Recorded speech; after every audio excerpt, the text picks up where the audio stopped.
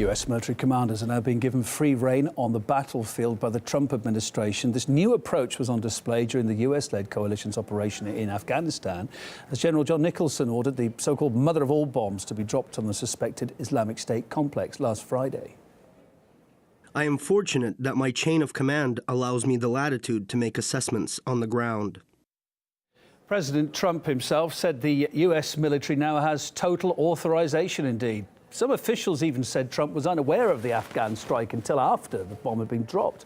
RT's Maupin explains what this change could mean for America's military policy too. Mandrake, do you recall what Clemenceau once said about war? He said war was too important to be left to the generals. But today, war is too important to be left to politicians. One of cinema's best-loved madmen, Jack Ripper, from the black comedy classic Dr. Strangelove. But this is just Hollywood. We all know the boys in the Pentagon are completely rational. We'll stop you, and we will beat you harder than you've ever been beaten before. For us to control all of the airspace in Syria would require us to go to war against Syria and Russia. But it's reassuring to know that the generals are not calling the shots. The commander-in-chief would never let them do that, would he?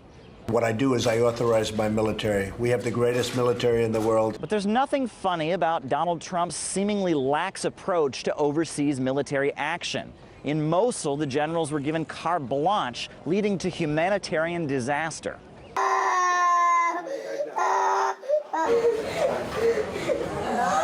البيوت وقعت فوقنا ونهزمنا طلعت العالم واحنا طلعنا مع العالم نركض. And many other countries could soon suffer the same fate as Iraq. The U.S. military is already deeply involved in Afghanistan, Yemen, and Somalia, and a dangerous standoff is emerging with North Korea and Iran.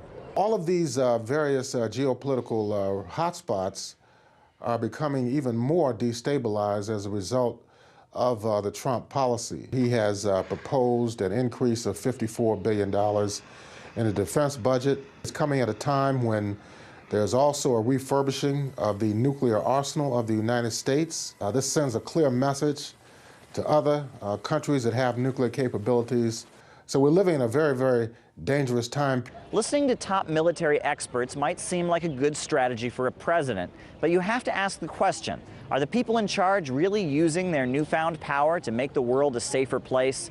Maupin, RT, Washington, D.C.